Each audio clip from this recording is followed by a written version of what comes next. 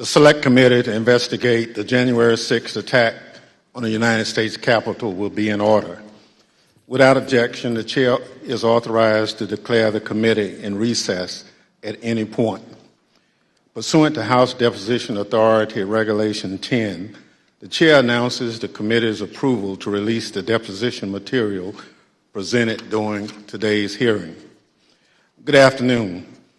When I think about the most basic way to explain the importance of elections in the United States, there's a phrase that always comes to mind. It may sound straightforward, but it's meaningful. We settle our differences at the ballot box.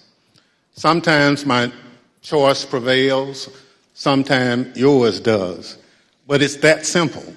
We cast our votes, we count the votes. If something seems off with the results, we can challenge them in court, and then we accept the results. When you're on the losing side, that doesn't mean you have to be happy about it. And in the United States, there's plenty you can do and say so. You can protest, you can organize, you can get ready for the next election to try to make sure your side has a better chance the next time the people settle their differences at the ballot box.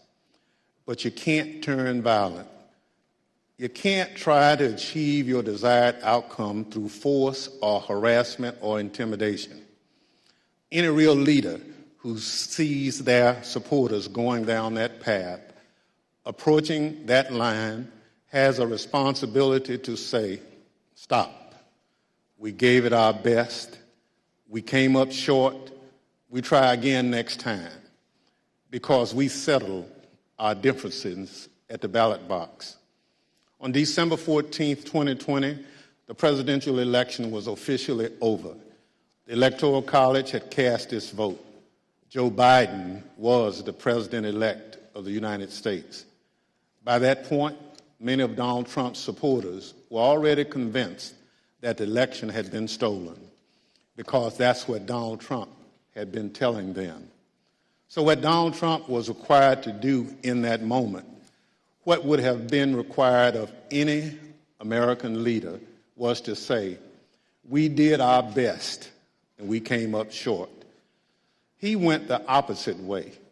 He seized on the anger he had already stoked among his most loyal supporters, and as they approached the line, he didn't wave them off, he urged them on.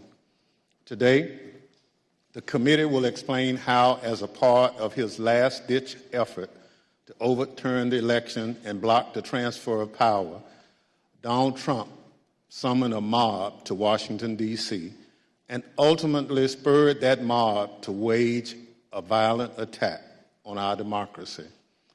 Our colleagues, Ms. Murphy of Florida and Mr. Raskin of Maryland, will lay out this story. First, I'm pleased to recognize our distinguished Vice Chair, Ms. Cheney of Wyoming, for any opening comments she'd care to offer. Thank you very much, Mr. Chairman. Our committee did not conduct a hearing last week, but we did conduct an on-the-record interview of President Trump's former White House counsel, Pat Cipollone. If you have watched these hearings, you've heard us call for Mr. Cipollone to come forward to testify. He did, and Mr. Cipollone's testimony met our expectations. We will save for our next hearing President Trump's behavior during the violence of January 6th. Today's hearing will take us from December 14th, 2020, when the Electoral College met and certified the results of the 2020 presidential election, up through the morning of January 6th. You will see certain segments of Pat Cipollone's testimony today. We will also see today how President Trump summoned a mob to Washington and how the president's stolen election lies provoked that mob to attack the Capitol. And we will hear from a man who was induced by President Trump's lies to come to Washington and join the mob, and how that decision has changed his life. Today's hearing is our 7th. We have covered significant ground over the past several weeks, and we have also seen a change in how witnesses and lawyers in the Trump orbit approach this committee. Initially, their strategy in some cases appeared to be to deny and delay. Today, there appears to be a general recognition that the committee has established key facts, including that virtually everyone close to President Trump, his Justice Department officials, his White House advisors, his White House counsel, his campaign, all told him the 2020 election was not stolen.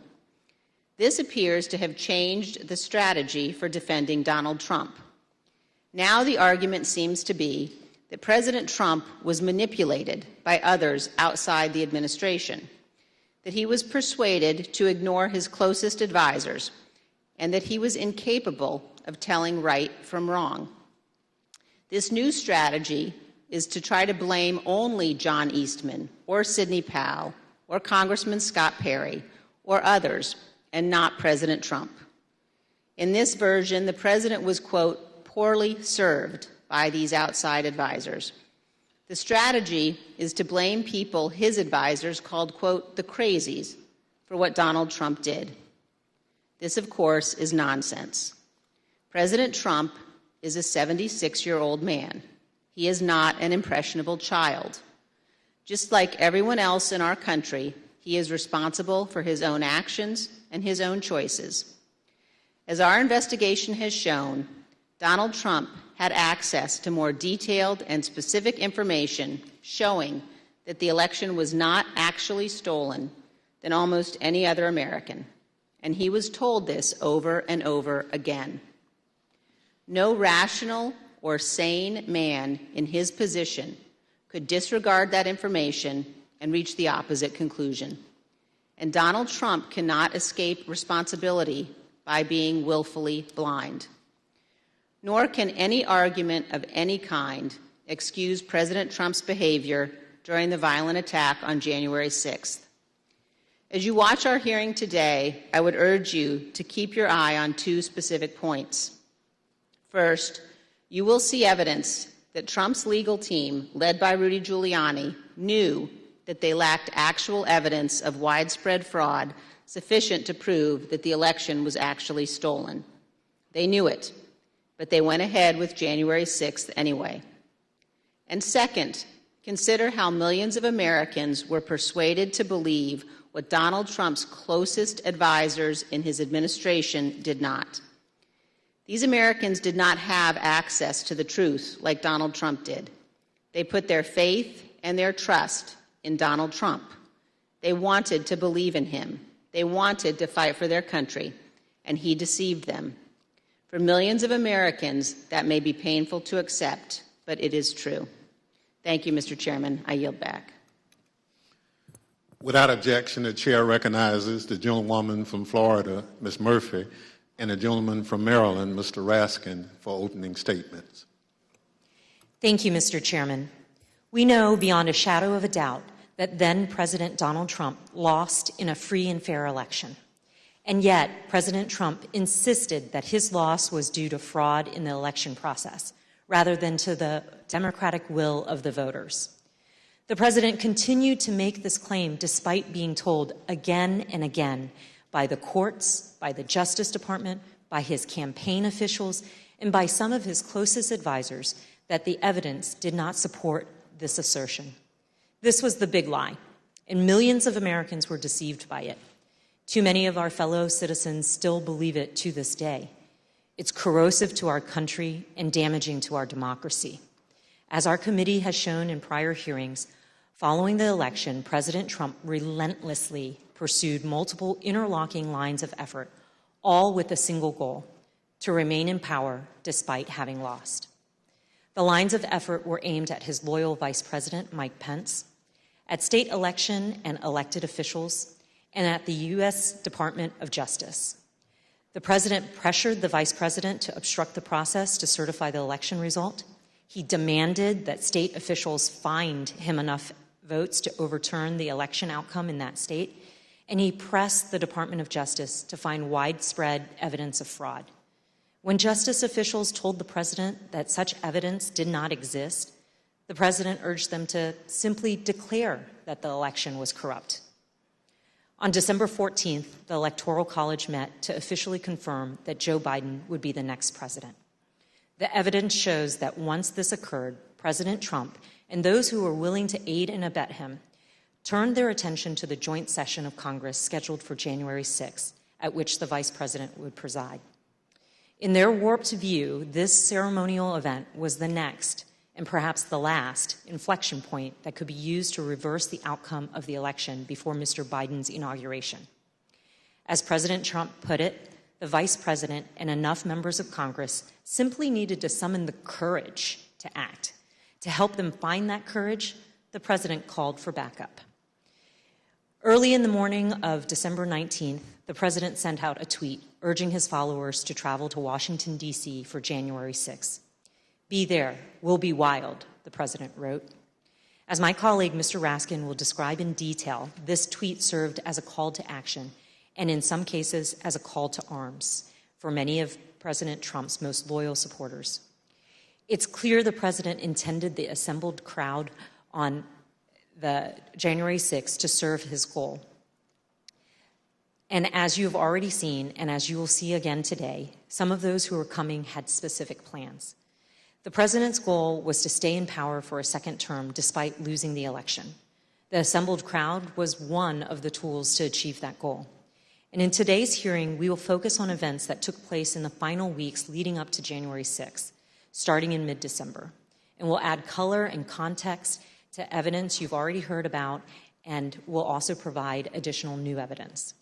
For example, you'll hear about meetings in which the President entertained extreme measures designed to help him stay in power, like the seizure of voting machines.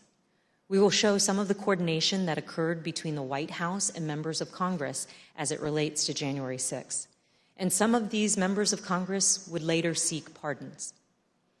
We will also examine some of the planning for the January 6th protests, placing special emphasis on one rally planner's concerns about the potential violence. And we will describe some of the President's key actions on the evening of January 5th and the morning of January 6th, including how the President edited and ad-libbed his speech that morning at the Ellipse, directed the crowd to march to the Capitol, and spoke off script in a way that further inflamed an already angry crowd. I yield to the gentleman from Maryland, Mr. Raskin. Thank you, Ms. Murphy. Mr. Chairman, Madam Vice Chair. 4 days after the electors met across the country and made Joe Biden the president-elect, Donald Trump was still trying to find a way to hang on to the presidency. On Friday, December 18th, his team of outside advisors paid him a surprise visit in the White House that would quickly become the stuff of legend. The meeting has been called unhinged, not normal, and the craziest meeting of the Trump presidency. The outside lawyers who'd been involved in dozens of failed lawsuits had lots of theories supporting the big lie, but no evidence to support it. As we will see, however, they brought to the White House a draft executive order that they had prepared for President Trump to further his ends. Specifically, they proposed the immediate mass seizure of state election machines by the U.S. military. The meeting ended after midnight with apparent rejection of that idea. In the wee hours of December 19th, dissatisfied with his options, Donald Trump decided to call for a large and wild crowd on Wednesday, January 6th, the day when Congress would meet to certify the electoral votes. Never before in American history had a president called for a crowd to come contest the counting of electoral votes by Congress, or engaged in any effort designed to influence, delay, or obstruct the joint session of Congress in doing its work required by our Constitution and the Electoral Count Act. As we'll see, Donald Trump's 1:42 a.m. tweet electrified and galvanized his supporters, especially the dangerous extremists in the Oath Keepers, the Proud Boys, and other racist and white nationalist groups spoiling for a fight against the government. 3 rings of interwoven attack were now operating towards January 6th. On the inside ring, Trump continued trying to work to overturn the election by getting Mike Pence to abandon his oath of office as vice president and assert the unilateral power to reject electoral votes. This would have been a fundamental and unprecedented breach of the Constitution that would promise Trump multiple ways of staying in office. Meanwhile, in the middle ring, members of domestic violent extremist groups created an alliance, both online and in person, to coordinate a massive effort to storm, invade, and occupy the Capitol. By placing a target on the joint session of Congress, Trump had mobilized these groups around a common goal, emboldening them, strengthening their working relationships, and helping build their numbers. Finally, in the outer ring, on January 6th, there assembled a large and angry crowd, the political force that Trump considered both the touchstone and the measure of his political power. Here were thousands of enraged Trump followers, thoroughly convinced by the big lie, who traveled from across the country to join Trump's wild rally to stop the steal. With the proper incitement by political leaders and the proper instigation from the extremists, many members of this crowd could be led to storm the Capitol, confront the vice president in Congress, and try to overturn the 2020 election result. All of these efforts would converge and explode on January the 6th. Mr. Chairman, as you know better than any other member of this committee from the wrenching struggle for voting rights in your beloved Mississippi, the problem of politicians whipping up mob violence to destroy fair elections is the oldest domestic enemy of constitutional democracy in America. Abraham Lincoln knew it too. In 1837, a racist mob in Alton, Illinois, broke into the offices of an abolitionist newspaper and killed its editor, Elijah Lovejoy. Lincoln wrote a speech in which he said that no transatlantic military giant could ever crush us as a nation, even with all of the fortunes in the world. But if downfall ever comes to America, he said, we ourselves would be its author and finisher. If racist mobs are encouraged by politicians to rampage and terrorize, Lincoln said, they will violate the rights of other citizens and quickly destroy the bonds of social trust necessary for democracy to work. Mobs and demagogues will put us on a path to political tyranny, Lincoln said. As we'll see today, this very old problem has returned with new ferocity today as a president who lost an election deployed a mob which included dangerous extremists to attack the constitutional system of election and the peaceful transfer of power. And as we'll see, the creation of the internet and social media has given today's tyrants tools of propaganda and disinformation that yesterday's despots could only have dreamed of. I yield back to the gentle lady from Florida, Ms. Murphy. Article 2 of the United States Constitution establishes the Electoral College. Each state's laws provide that electors are to be chosen by a popular vote. And on December 14th, 2020, electors met in all 50 states and the District of Columbia to cast their votes. Joseph Biden won by a margin of 306 to 232. The election was over. Mr. Biden was the president-elect. Before the Electoral College met, Donald Trump and his allies filed dozens of legal challenges to the election, but they lost over and over again, including in front of multiple judges President Trump had nominated to the bench. In many of these cases, the judges were highly critical of the arguments put forward, explaining that no genuine evidence of widespread fraud had been presented. For example, a federal judge in Pennsylvania said, "This court has been presented with strained legal arguments without merit and speculative accusations unsupported by evidence.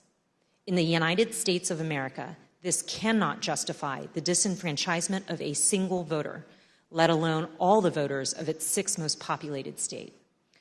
On December 15th, after the Electoral College certified the outcome, the Republican Majority Leader in the Senate acknowledged Mr. Biden's victory. Yesterday, electors met in all 50 states. So, as of this morning, our country has officially a president-elect and a vice president-elect. Many millions of us had hoped the presidential election would yield a different result. But our system of government has processes to determine who will be sworn in on January the 20th. The Electoral College has spoken. So today I want to congratulate President-elect Joe Biden. Even members of President Trump's cabinet and his White House staff understood the significance of his losses in the courts and the absence of evidence of fraud. They also respected the constitutional certification by the Electoral College. Many of them told President Trump that it was time to concede the election to Mr. Biden. For example, then Secretary of Labor Gene Scalia, an accomplished lawyer and the son of late Justice Scalia, called President Trump in mid-December and advised him to concede and accept the rulings of the courts. And so I had to put a call into the president. I might have called on the 13th. We spoke, I believe, on the 14th, in which I conveyed to him that I thought that it was time for him to acknowledge that President Biden had prevailed in the election. But I communicated to the president that when that legal process is exhausted and when the electors have voted, that's the point at which that outcome needs to be expected. I told him that I did believe, yes, that once those legal processes were run, if fraud had not been established that had affected the outcome of the election, that unfortunately I believed that what had to be done was concede the outcome. As you've seen in prior hearings, President Trump's Justice Department, his White House staff, and his campaign officials were repeatedly telling him that there was no evidence of fraud sufficient to change the outcome of the election. And last week, we conducted an 8-hour interview with President Trump's White House counsel, Pat Cipollone. You'll see a number of excerpts of that interview today and even more in our next hearing. Mr. Cipollone told us that he agreed with the testimony that there was no evidence of fraud sufficient to overturn the election. I want to start by asking if you agree, Mr. Cipollone, with the conclusions of Matt Morgan and Bill Barr, of all of the individuals who evaluated those claims, that there is no evidence of election fraud sufficient to undermine the outcome in a particular state. Yes, I agree with that. And Mr. Cipollone also specifically testified that he believed that Donald Trump should have conceded the election. Did you believe, Mr. Cipollone, that the president should concede once you made the determination based on the investigations that you credited DOJ did and the campaign did? Did you, in your mind, form a belief that the president should concede the election loss at a certain point after the election? Well, again, I was the White House counsel. Some of those decisions are political. So to the extent that, but if your question is, did I believe he should concede the election at a point in time? Yes, I did. I believe Leader McConnell went onto the floor of the Senate, I believe in mid-December, and basically said, the process is done. That would be in line with my thinking on these things. As Attorney General Bill Barr testified, December 14th should have been the end of the matter. December 14th was the day that the states certified their votes and sent them to Congress. And in my view, that was the end of the matter. I didn't see, I thought that this would lead inexorably to a new administration. Mr. Cipollone also testified that the president's chief of staff, Mark Meadows, said he shared this view. As early as that November 23rd meeting, we understand that there was discussion about the president possibly conceding the election. And specifically, we understand that Mark Meadows assured both you and Attorney General Barr that the president would eventually agree to a graceful exit. Do you remember Mr. Meadows making any such representation? Are you saying as part of that meeting or separately? Again, without getting into that meeting, I would say that is a statement and a sentiment that I heard from Mark Meadows. I see. And again, do you know if it was on November 23rd or some point? Again, it was probably, around that time, and it was probably subsequent to that time. It wasn't a one-time statement. Mr. Meadows has refused to testify, and the committee is in litigation with him. But many other White House officials shared the view that once the litigation ended and the Electoral College met, the election was over. And here's President Trump's former press secretary. I wanted to clarify, Ms. McEnany, so back to my previous question, it was your view then, or was it your view, that the efforts to overturn the election should have stopped once the litigation was complete? In my view, upon the conclusion of litigation was when I began to plan for life after the administration. And this is what Ivanka Trump told us. December 14th was the day on which the Electoral College met, when these electors around the country met and cast the electoral votes consistent with the popular vote in each state. And it was obviously a public proceeding or a series of proceedings that President Biden had obtained the requisite number of electors. Was that an important day for you? Did that affect sort of your planning or your realization as to whether or not there was going to be an end of this administration? I think so. I think it was my sentiment probably prior as well. Judd Deere was a White House deputy press secretary. This was his testimony about what he told President Trump. I told him that my personal viewpoint was that the Electoral College had met, which is the system that our country is set under to elect a president and vice president. And I believed at that point that the means for him to pursue litigation was probably closed. And you recall what his response, if any, was? He disagreed. We've also seen this testimony from Attorney General Barr reflecting a view of the White House staff in late November 2020. And then at that point I left. And as I walked out of the Oval Office, Jared was there with Dan Scavino, who ran the president's social media, and who I thought was a reasonable guy and believe is a reasonable guy. And I said, how long is he going to carry on with this stolen election stuff? Where's this going to go? And by that time, Meadows had caught up with me and leaving the office, and caught up to me and said that he said, look, I think that he's becoming more realistic and knows that there's a limit to how far he can take this. And then Jared said, yeah, we're working on this. We're working on it. Likewise, in this testimony, Cassidy Hutchinson, an aide to Mark Meadows, described her conversations with President Trump's Director of National Intelligence, John Ratcliffe, a former Republican congressman. He had expressed to me that he was concerned that it could spiral out of control and potentially be dangerous, either for our democracy or the way that things were going for the 6th.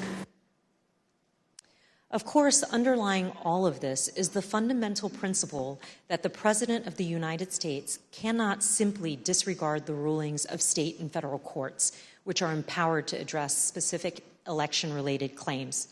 The President cannot simply pretend that the courts had not ruled. By that time, the President or his associates had lost 60 out of 61 cases that they had brought to challenge different aspects of the election in a number of states. They lost 60 out of 61 of those cases. So by the time we get to January 3rd, that's been clear. I assume, Pat, that you would agree the President is obligated to abide by the rulings of the courts. Of course. And I assume you also everybody is obligated to abide by rules, of course.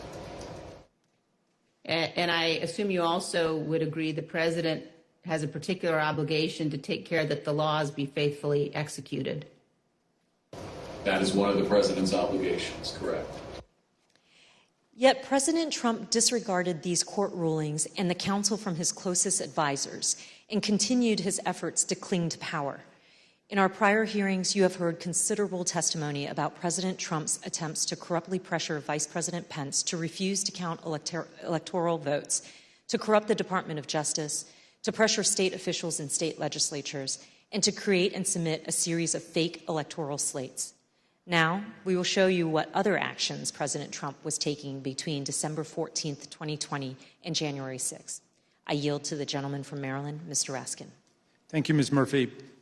Throughout our hearings, you've heard how President Trump made baseless claims that voting machines were being manipulated by foreign powers in the 2020 election. You've also heard Trump's Attorney General, Bill Barr, describe such claims as complete nonsense, which he told the president. Let's review that testimony.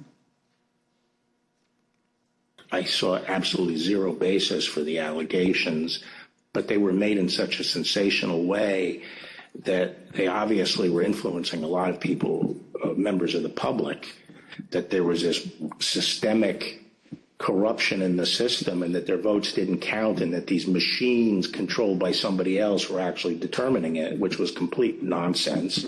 And it was being laid out there. And I told them that it was crazy stuff and they were wasting their time on that. And it was doing a grave disservice to the country. We've learned that President Trump's White House counsel agreed with the Department of Justice about this. Attorney General Barr made a public announcement on December 1st, less than a month after the election, that he had seen no suspended fraud sufficient. But fair to say that by December 1st, you had reached the same conclusion? It's fair to say that I agreed with Attorney General Barr's conclusion on December 1st. Yes, I did, and I supported that conclusion. However, the strong rejection of the Attorney General and the White House counsel of these claims did not stop the president from trying to press them in public. But that's not all he did. Indeed, as you'll see in this clip, the president asked Attorney General Bill Barr to have the Department of Justice seize voting machines in the states. My recollection is the president said something like, well, we could get to the bottom. Some people say we could get to the bottom of this if the department seized the machines.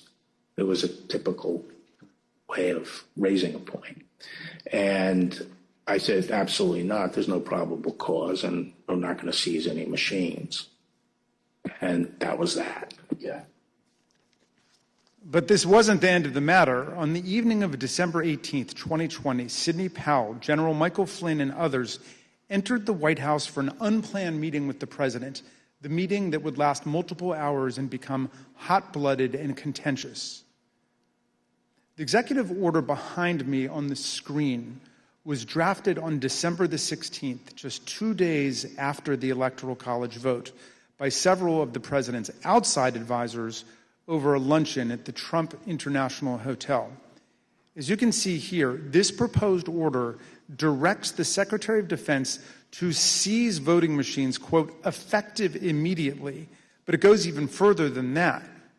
Under the order, President Trump would appoint a special counsel with the power to seize machines and then charge people with crimes with all resources necessary to carry out her duties. The specific plan was to name Sidney Powell as special counsel, the Trump lawyer who had spent the post-election period making outlandish claims about Venezuelan and Chinese interference in the election, among others. Here's what White House counsel Pat Cipollone had to say about Sidney Powell's qualifications to take on such expansive authority. I don't think Sidney Powell would say that I thought it was a good idea to appoint her special counsel. I was vehemently opposed. I didn't think she should be appointed to anything. Sidney Powell told the president that these steps were justified because of her evidence of foreign interference in the 2020 election. However, as we've seen, Trump's allies had no such evidence and, of course, no legal authority for the federal government to seize state voting machines. Here's Mr. Cipollone again denouncing Sidney Powell's terrible idea. There was a real question in my mind and a real concern, particularly after the Attorney General had reached the conclusion that there wasn't sufficient election fraud to change the outcome of the election. When other people kept suggesting that there was, the answer is, what is it?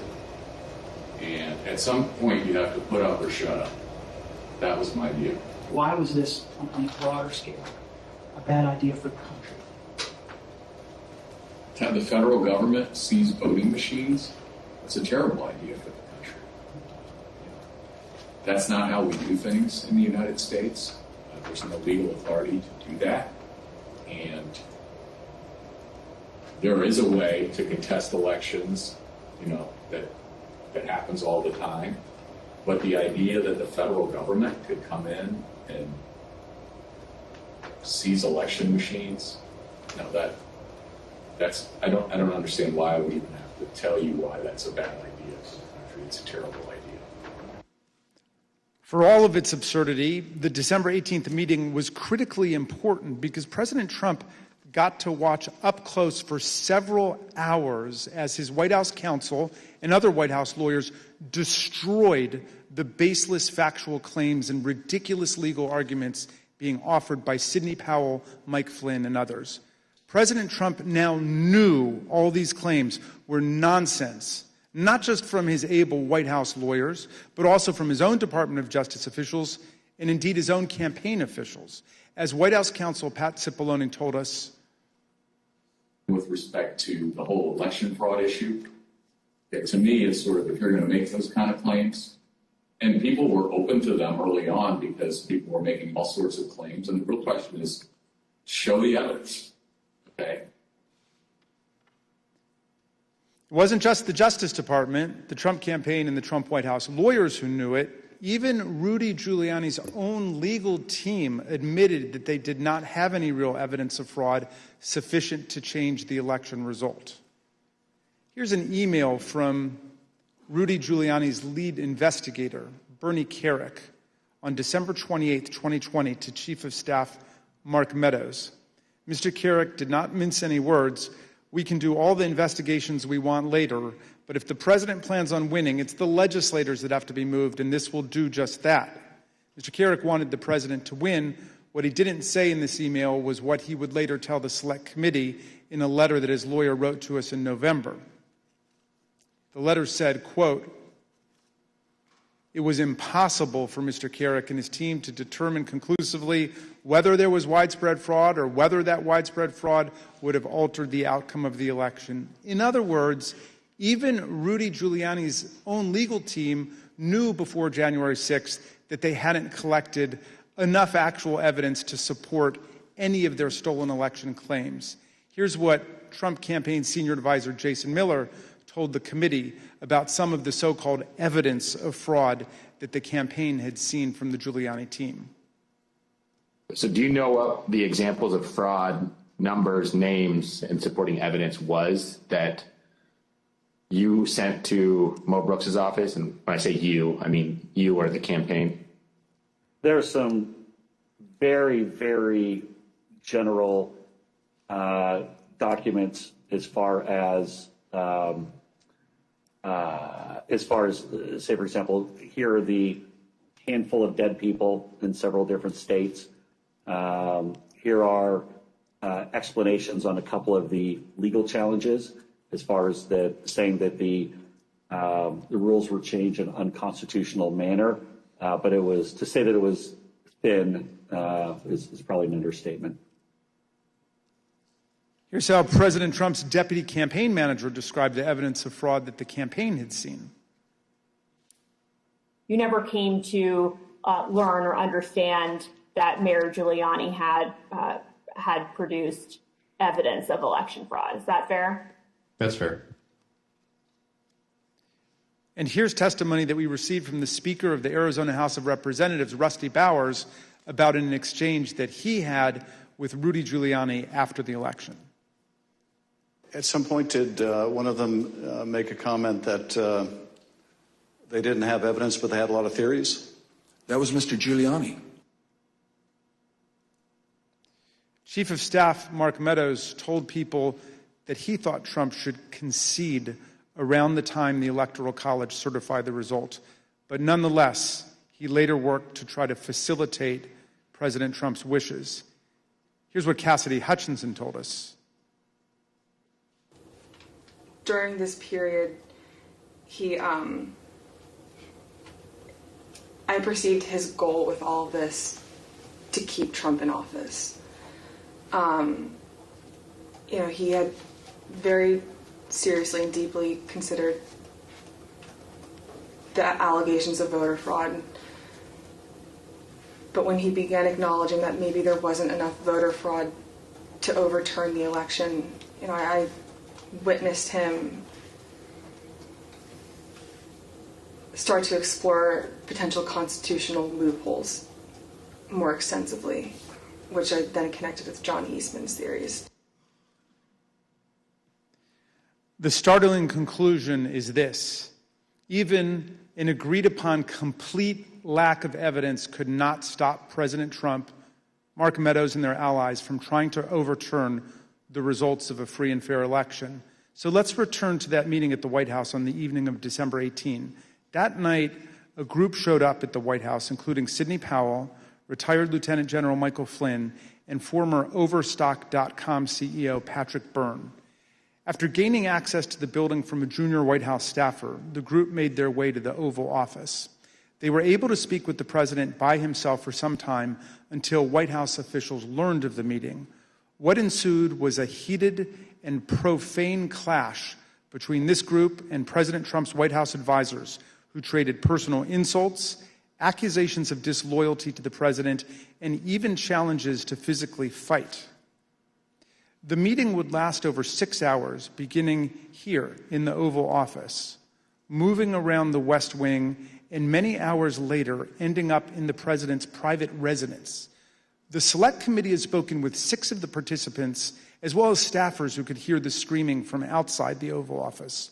What took place next is best told in their own words, as you will see from this video. Did you believe that it was going to work, that you were going to be able to get to see the president without an appointment? I had no idea. In fact, you did get to see the president without an appointment. We did. How much time did you have alone with the president? And I say alone, you had other people with you, but right from his aides before the crowd came running? Probably no more than 10 or 15 minutes. Was in that... I bet Pat Cipollone set a new land speed record. I got a call either from Molly or Hirschman that I need to get to the Oval Office. So that was the first point that I had recognized, okay, there was nobody in there from the White House. Mark's gone. What's going on right now? I opened the door and I walked in. I saw General Flynn. I saw Sidney Powell sitting there. I was not happy to see the people in the Oval Office. Explain why. Well, again, I don't think they were providing. Well, first of all, the Overstock person, I've never knew who this guy was. Actually, the first thing I did, I walked in, I looked at him, and I said, "Who are you?" And he told me. I don't think any of these people were providing the president with good advice, and so I didn't understand how they had gotten in. In the short period of time that you had with the president, did he seem receptive to the presentation that you were making? He was very interested in hearing particularly about the CISA finding and the terms of 13848 that apparently nobody else had bothered to inform him of. I was asking, like, you claiming the Democrats were working with Hugo Chavez, Venezuelans, and whomever else. And at one point, General Flynn took out a diagram that supposedly showed IP addresses all over the world, and who was communicating with whom via the machines, and some comment about like Nest thermostats being hooked up to the internet. So it's been reported that during this meeting, Ms. Powell talked about Dominion voting machines and made various election fraud claims that involve foreign countries such as Venezuela, Iran, and China. Is that accurate? Sure. Was the meeting tense? Oh, yeah. It was not a casual meeting. Explain. I mean, at times there were people shouting at each other, hurling insults at each other. It wasn't just sort of people sitting around on a couch, like chit-chatting. Do you recall whether he raised to Ms. Powell the fact that she and the campaign had lost all of the 60 cases that they had brought in litigation? Yes, he raised that. And what was the response? I don't remember what she said. I don't think it was a good response. Cipollone and Hirschman and whoever the other guy was showed nothing but contempt and disdain of the president. Yeah, I remember the three of them were really sort of forcefully attacking me verbally. Derek, and we were pushing back, and we were asking one simple question as a general matter. Where is the evidence? So, what response did you get when you asked Ms. Powell and her colleagues, where's the a variety of responses based on my current recollection, including, can't believe you would say something like, things like this, like, what do you mean, where's the evidence? You should know, and things like that, or, a disregard, I would say, a general disregard for the importance of actually backing up what you say with facts. And, then there was discussion of, well, we don't have it now, but we will have it or whatever. I mean, if it had been me sitting in his chair, I would have fired all of them that night and had them escorted out of the building. But Derek and I both challenged what she was saying. And she says, well, the judges are corrupt. And I was like, everyone? Every single case that you've done in the country you guys lost, every one of them is corrupt, even the ones we appointed? And I'm being nice. I was much more harsh to her. So one of the other things that's been reported that was said during this meeting was that President Trump told White House lawyers, Mr. Hirschman and Mr. Cipollone, that they weren't offering him any solutions, but Ms. Powell and others were. So why not try what Ms. Powell and others were proposing? Do you remember anything along those lines being said by President Trump? I do. That sounds right. I think that it got to the point where the screaming was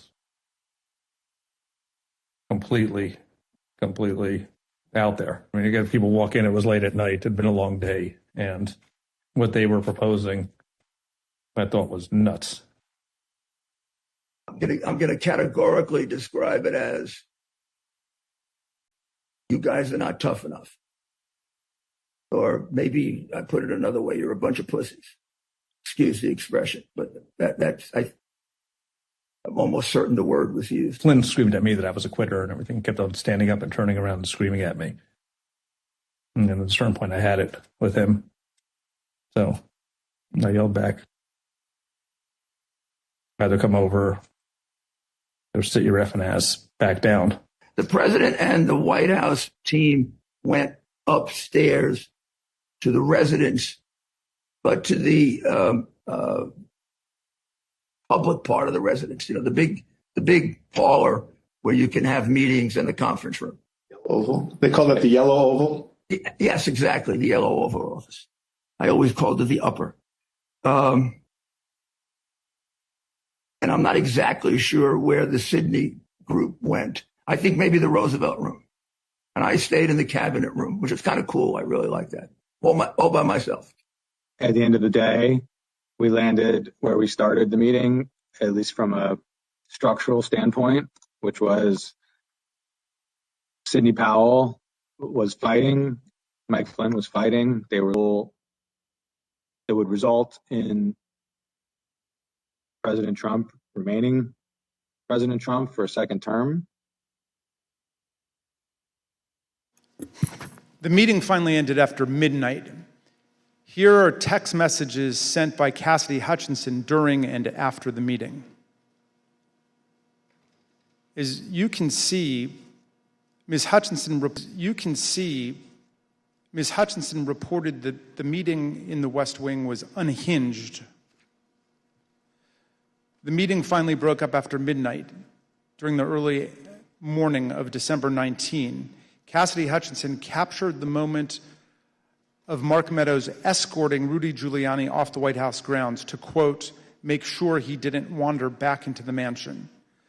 Certain accounts of this meeting indicate that President Trump actually granted Ms. Powell's security clearance and appointed her to a somewhat ill-defined position of special counsel.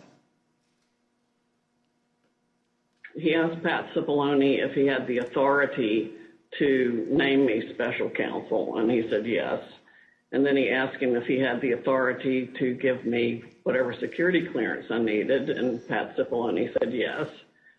And then the president said, okay, I'm naming her that, and I'm giving her security clearance. And then shortly before we left, and it totally blew up, was when Cipollone and/or Hirschman and whoever the other young man was said, you can name her whatever you want to name her, and no one's going to pay any attention to it.